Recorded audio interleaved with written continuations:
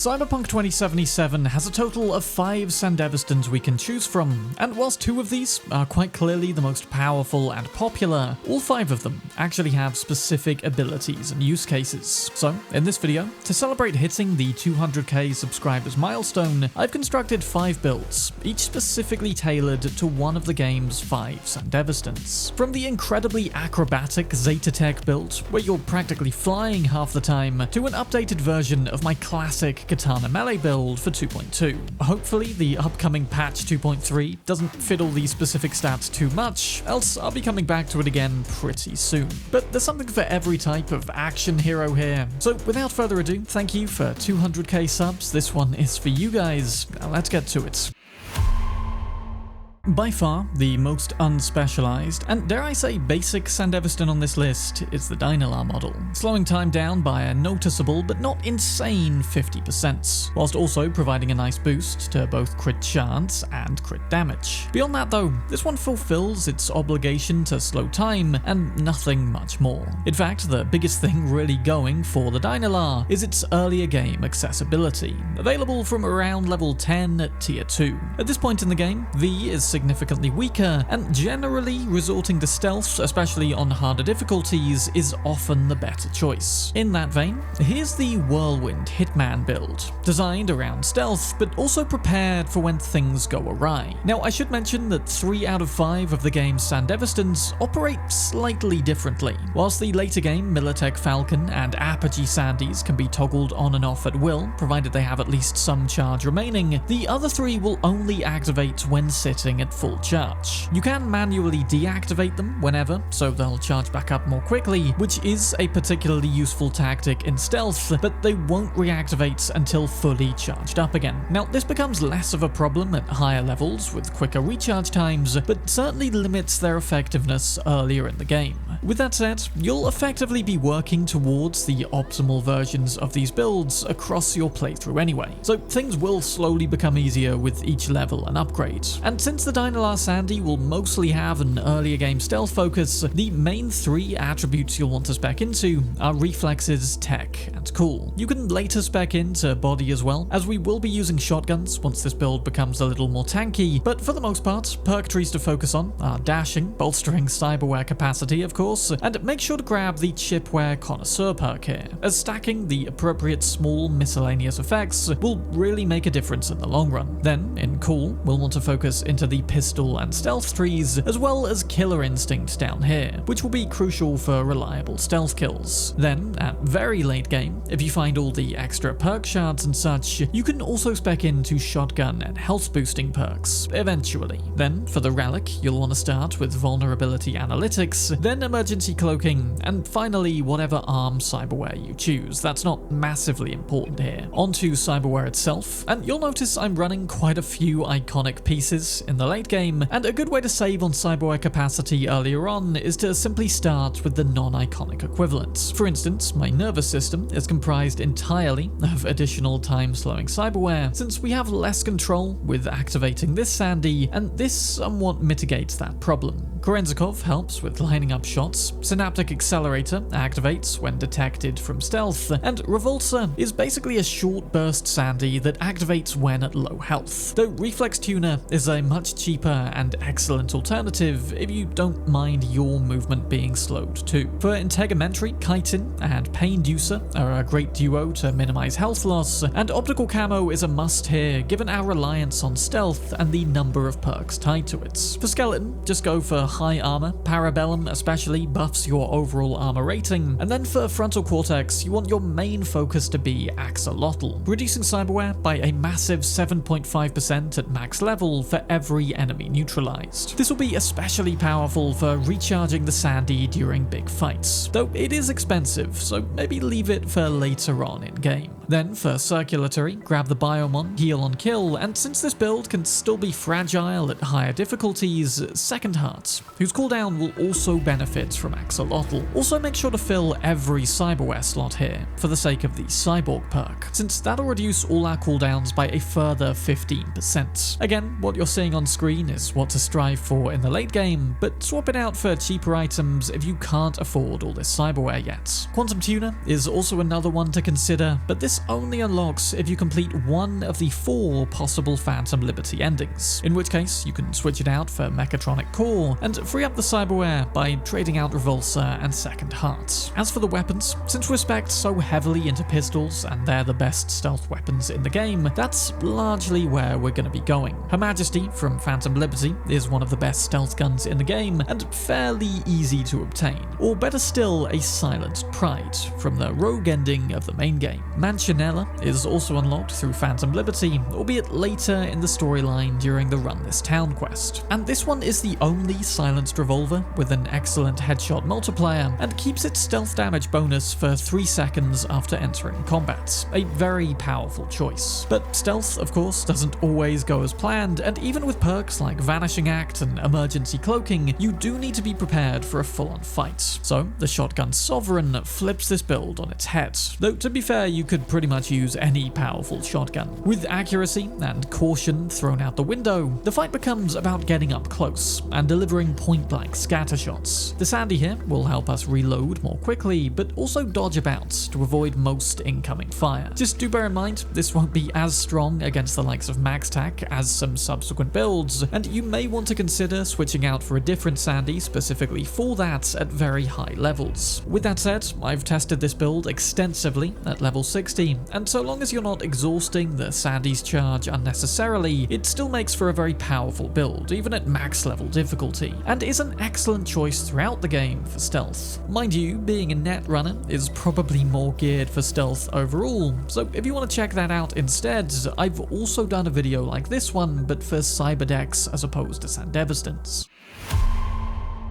Of all 5 Sandevistans in the game, the Zetatech model has the most, shall we say, confusing characteristics. A bit more nuanced than the Dynalar, this one slows time by just 30% and increases our overall damage when active on the ground. But should we jump into mid-air, both of these effects become doubled. Time is slowed by 60%, and we now deal 24% more damage at tier 5. We also gain a 40% bonus to headshot and weak shot damage, as well as reduced fall damage. Sounds insanely situational, right? I mean, it's basically saying the way to get the most out of this Sandy is to just constantly jump when in combat. Not only that, but jump and pull off perfect headshots whilst in midair. I mean, for starters, it's practically off the table for stealth, landing perfectly consistent midair headshots to avoid detection. I mean, come on, just save yourself the hassle and use the previous builds. But with the amount of damage mitigation perks that we can unlock in the dash tree, we do have the workings of an effective open combat build here. None of the other Sandys straight up buff overall damage quite like this one, and actually upgraded to max level, the cooldown is just 20 seconds. Couple that with the further cooldown reduction buffs, and we can use this thing almost all the time. And there is actually a way to score consistent mid-air headshots thanks to smart targeting. This is somewhat similar to my Edgerunner Cyberdeck build, in fact, just minus the net part, so let's call it the Edgegunner. Okay, I'm far prouder of that than I ought to be. To become an Edgegunner though, is going to require a full attribute rejig from the last build. Luckily, we can do this, but only once per playthrough, so think carefully before using it. We'll still want the 20 reflexes, tech, and cool, but also this time 15 intelligence. This tree is almost entirely reserved for net running, save for a few perks on the right. These instead affect smart guns, improving namely the speed and duration of our target lock. This is going to be crucial for the guns to find targets quickly enough when we're simply dashing in midair. Then in reflexes, you want again most of the air dash tree. I pretty much always pick this one for all builds because it's just sluggish to get around without it, but is especially important to this one. And since we're going to be using assault rifles and SMGs, the tree for those as well. Just avoid anything improving accuracy in general, since smart targeting is going to be taking care of that. Then in tech, you want the same cyberware buffs, and this time ticking time bomb too. This top tier perk temporarily halves the damage we're taking before sending out a hugely powerful powerful EMP every time we activate the Sandy. And then, in the cool tree, since we will be using smart pistols, and possibly snipers too, this will massively buff their damage as well, though you can probably just get away with SMGs in the earlier game. For the relic perks, vulnerability analytics are again going to be crucial, since those are the weak spots that we get 40% bonus mid-air damage on, and personally, I'm going to recommend the projectile arm launcher for this, since we're already blindly firing at the air anyway. For cyberware itself, things are going to be similar to the Dynalar build. I kept skeleton and armor the same. You could switch optical camo for nano plating, that'll block some extra damage when dashing, but it depends on whether you still occasionally want to try stealth. We are still spec'd into pistols after all, so it's still a skill we have good access to. For the nervous system, I switched to adrenaline converter for additional speed and neofiber for a little extra protection. Fortified ankles are very much the most convenient means of getting around anyway, but they're especially crucial to getting the most out of this build. And if you find you're running out of stamina when shooting more than you're going down, maybe switch out second heart for clutch padding, but at high levels, stamina shouldn't be an issue. Now for weapons, they're all going to be smart, of course, and we have a few options. Bear in mind, time is going to slow down by 60% when firing in midair, so you probably want to take things that shoot quickly. The Shingen Mark V prototype is okay, just a little on the weaker side by itself like this. Yinglong is very powerful here, since the EMP blasts can trigger those vulnerability diamonds, and I'd probably take that as our SMG. Pijdets from the Spy in the Jungle gig is also a good option. That one's also silenced, but its magazine is inconveniently small, especially for open combat. We of course want to take a smart pistol as well to benefit from the cool perks, and Ogu, I would say, is the best of these, found during the Treating Symptoms gig in Dogtown, or prior to completing that, just a regular Chow.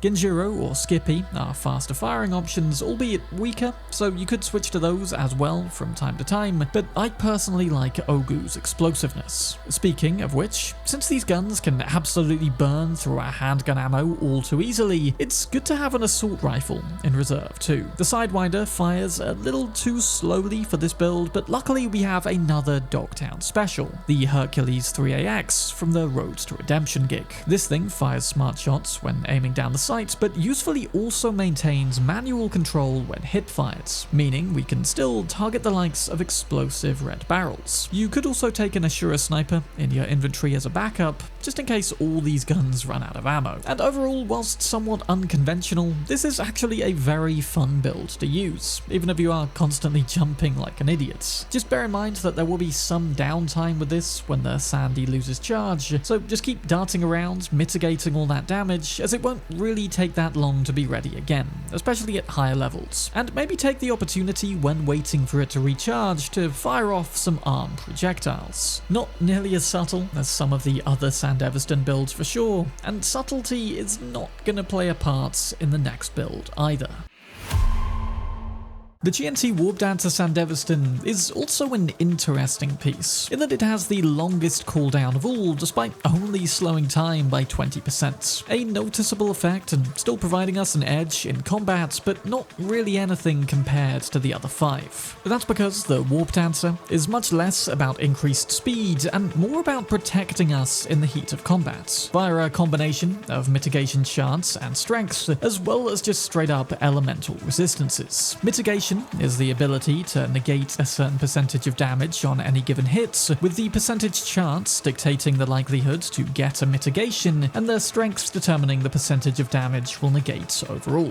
For example, with a 50% mitigation chance and the maximum 90% mitigation strength, half of the hits on us will only deal 10% of their actual damage. Very powerful indeed when fully stacked up, with the elemental resistances then offering more of a situational protection as well. So this Sandy isn't about slowing time at opportune moments, but more about lowering the damage dealt to us. It's kind of like what Berserk did before 2.0, but nowadays that one's become a melee-only invincibility rage mode. So the Warp Dancer is the closest thing we have left that we can still use guns with. So with that in mind, here's the incredibly tanky Army of One build, able to easily take on multiple max tack squads, and despite feeling like the least classic Sandevistan build here, is arguably the most straight up powerful. And for this we need to focus on only 3 attributes: 20 body and 20 tech most importantly, followed by 20 reflexes, with any remaining points then going into cool purely for the additional crit damage per attributes. In the body tree then, you want to spec firstly into the adrenaline and shotgun paths, focusing mostly on things to directly help our health regen and damage with shotguns. You can later come back and fill out the blunt weapons tree too, but that's more of a late game cherry on top. Then with reflexes, I think you already know which tree I'm gonna suggest, though once you have air dash, you could probably just leave that one be. Tech is the other most important one,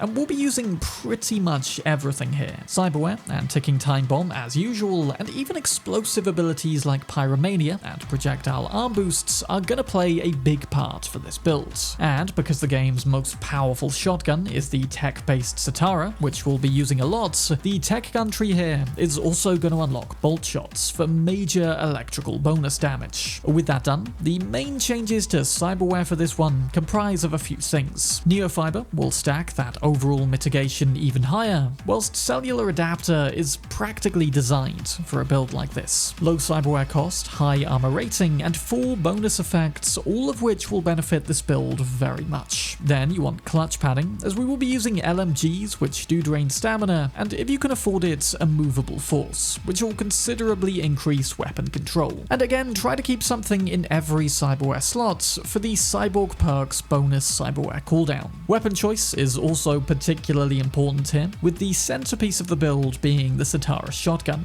comprised of 2 incredibly high damage scatter shots, which can also be quickly charged for increased power and shoot through solid objects. See, the thing with the warp data is it slows time by so little that using tech weapons alongside it works really well. We don't really notice the increased charge time and merely get to line up the perfect shot slightly better. Headshots with this thing are insane, and what's more, since it's not an iconic, we can apply additional weapon mods, and I'd recommend 3 specific ones. Spine Tickler has a 50% chance to trigger an additional EMP blast on every fully charged hit. Wall Puncher allows us to charge the weapon to 200%, though this does lock us out of obtaining the other Chimera mods, so choose carefully. And finally, if you can find it, Kneel is hands down the best shotgun mods on account of it being absolutely broken, and it'll basically insta-kill any enemy by simply shooting them in the leg. But again, it's a pain to come by, and at the point of making this build, I hadn't actually found a single one across my entire playthrough. But that's the Satara, the main gun of the build, and next we'll want to back it up with an LMG. The best of these can be found at a crashed AV in Dogtown, about here on the map. This Xmod 2 variant packs even more firepower and can be equipped interchangeably with different mods. Here, I'd recommend Big Mag if you're finding the magazine size a little too small, Pyro to proc additional fire damage, or Firecracker, which is an alternative Chimera mod and will make these already explosive rounds like super explosive. And honestly, Satara's powerful enough without the Wall Puncher mod, so personally I'd craft Firecracker instead and apply it to this LMG. Now those are the 2 main guns of this build, but by the time you get to late game and have enough perks to spec into blunt weapons too, having a melee backup isn't a bad idea. You can absolutely choose whatever you want for this one, but having ranked all the blunt weapons myself a good long while ago, I determined the best of them to actually be the BFC 9000, despite feeling like nothing more than a completely joke weapon. Far longer and far harder hitting than even the fabled Sir John Fallistiff, and losing out only to a literal gorilla fist. But since the arm slot is already taken up by rocket projectiles for this build, this monstrosity will have to do. So with that all set up, you can expect to deal very high damage whilst also taking barely any yourself. Just remember to still use the Sandevistan efficiently, toggle it off if there's no one left in the immediate vicinity to save on charge, but overall, this thing is just there to support you in the midst of a firefight. You may find it does slow LMG fire a little too much to an annoying rate, so maybe reserve that gun for when this thing is recharging, but for the likes of the Satara and the BFC, it'll merely help get in a couple more attacks in the same amount of time. The Warp Data Sandy comes with the lowest cyberware cost, and I think that's somewhat intentional, to allow us to equip even more supporting cyberware for a much more rounded overall build. But now let's put roundedness aside, because these final two are the type of heavily Sandevistan reliant builds you probably already know and love, with the main difference between the two being that this one appears far more geared towards melee. The iconic Militech Falcon slows time by a huge 70%, buffs both damage and crit damage, and gains extended duration and health upon defeating each enemy. It also, most importantly, can be toggled on and off whenever, meaning we can employ it much more tactically. Now, you may have seen this very powerful build video that I released shortly after Phantom Liberty came out, and this build is the most honorary successor to that, even though there I used the Apogee. But subsequent updates to the game have tweaked things around a bit, and nowadays I think the Falcon is actually a slightly better choice for pure melee. The sandy duration is longer, and the additional flat damage and health buffs are useful for blades especially, where we aren't going for headshots, say, making this time for a build I'll aptly name the Bladerunner. Perks this time around are most heavily in on reflexes, buying up pretty much the entire blade and dash trees, and this is a core priority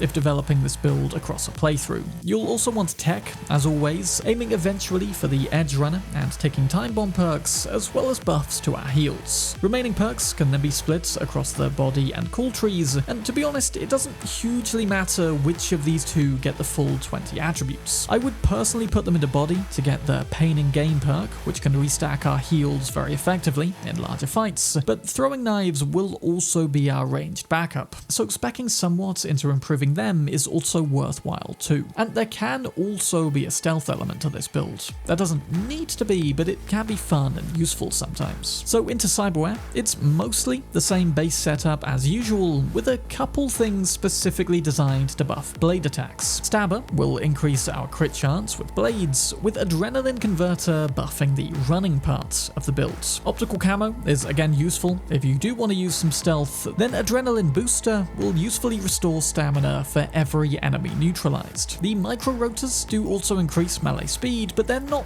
really necessary in the build once you've unlocked the Byakko Katana. Similarly, Dense Marrow is good for increasing melee damage, but also costs more stamina in melee, and we'll be trading out a lot of armor for it. So in the grand scheme of things, I figured this was probably a net negative, but you can decide that for yourself. And finally, since melee is already very much sorted, the projectile arms offer another alternative ranged attack that can sometimes be useful. But into the weapons, and there are two main katanas which work best here, with the far easier to obtain being Scalpel, awarded for completing the Big in Japan quest, which starts in Act 2 at the Afterlife. It's a sword specifically designed for Sandevistans, increasing crit chance by 50% when the Sandy is active, and still probably the katana of choice when faced with singular boss level enemies. But, as you've probably heard me say before, if you've watched any more of my Cyberpunk stuff, Byakko is truly the unbeaten king of katanas here. Formerly owned by Wakako herself, and awarded for completing all of her gigs across Japantown, which doesn't take too long if you just lock in on them.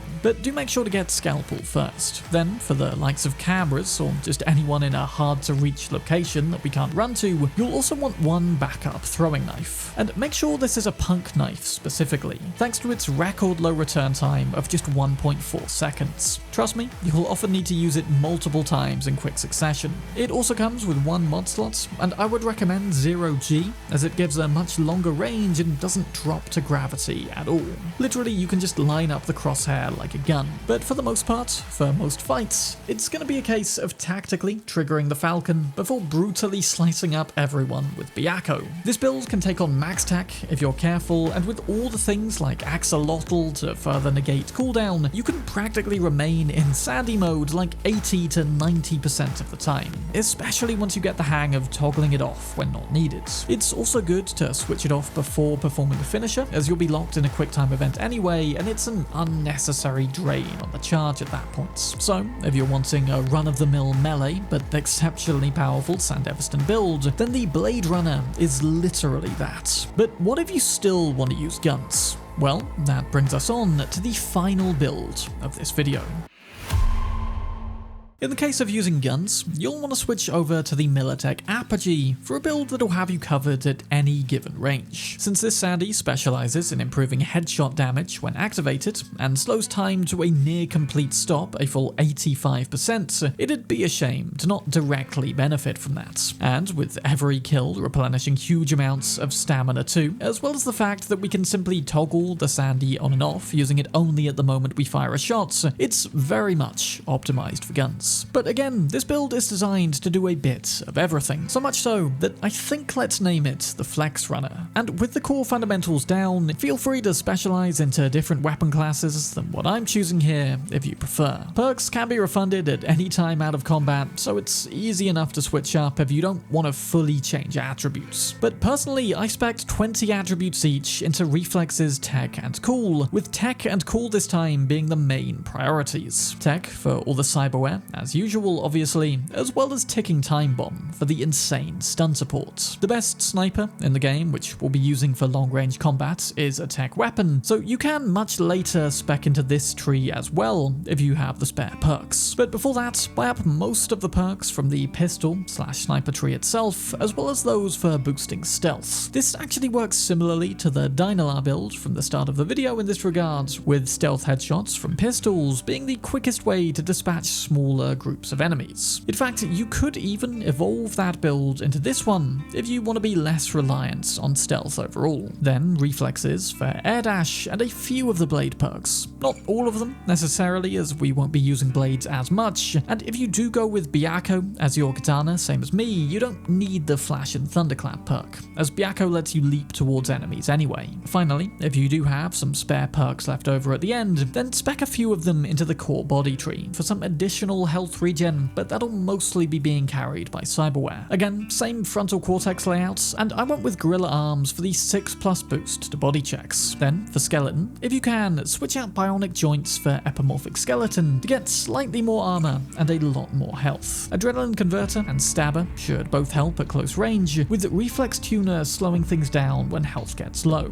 Integumentary is the same as usual, with optical camo helping hugely in stealth. Hiroshi stalker eyes to spot enemies a little better, and leave off the additional hand perk this time as we really don't need it. Then for circulatory, the main change is clutch padding, consuming a little less stamina when shooting. Now for weapons, I figured since this build is doing so much, it needs to be backed up by the absolute best gear in the game. Luckily, I spent a huge chunk of 2023 and 2024 meticulously ranking every weapon in the game, and for my 100k subscriber special, I actually compiled a list of the top 10 weapons across the whole of Cyberpunk. So for our pistol slots, it's Rogue's Pride, with a legendary silencer slapped on for stealthiness, and with the Apogee activated, it's easy enough to just line up perfect headshots from hipfire. Like seriously, any smaller group of enemies can more or less be taken down across one 6-second charge once you develop the technique. And Pride is probably the only pistol strong enough to one-shot skull level enemies from stealth, I've found. Though it does require completing a whole game ending to get, and Her Majesty is an excellent, albeit slightly weaker stand-in before that point. For snipers then, we'll be going with the iconic Necomata called Breakthrough, obtained from a suspected crime activity in southern Rancho Coronado. Now I believe you only pick up the crafting spec for this one, so you may need to build it for yourself. It's one of the only tech weapons in game that doesn't require charging to go through walls, which is of course especially crucial when used with this Sandevistan. Plus, after going through solid objects, it can also ricochet afterwards, which is especially effective for lining up collaterals. Since this build isn't as tough as the Warp Dancer's Army of One say, we can't quite sit in the middle of combat indefinitely. We will run out of heals and eventually die. And therefore, having a sniper on hand that can shoot through walls when keeping a little more distance means we aren't simply hiding and waiting for stuff to regen when keeping our distance from the fight a bit. Finally though, for close quarters, we'll once again be relying on Byakko, specifically targeting those vulnerability spots to trigger more EMP bursts and just dashing around in sandy time whilst everyone else stands still. This won't be quite as powerful by itself as it is with the Bladerunner build, but at the cost of that power comes the additional versatility. Basic grenades can also be very useful here. I like to throw them into groups and then shoot them mid-air with Pride, but again, you don't have to stick to these weapon types with this build. I mean, I chose these to deal huge and deliberate chunks of damage with each shot, but you could also switch out blades for shotguns. Again, maybe the Satara with a Neil mod, which I did actually manage to find at this vendor by the time I got around to this build, so do keep searching for them if you can't find them, they are there. Though personally, I like to not be fully reliant on needing ammunition with all of my weapons, and there is just something very satisfying about feeling like a ninja flash. But let me know in the comments which of these builds that we've looked at today are you most likely to run with and why, and also tell me if you would make any further changes to potentially empower them even further. A huge thank you to the now over 200,000 of you who have subscribed. That's like a fifth of the way to 1 million, which is insane, and now I'm going to be thinking about what to make for 300k. An extra special thank you as always to the patrons for going the extra mile to support the channel, and of course thank you for watching this video and any others. I'm Bram, and have a Nova day, Chooms.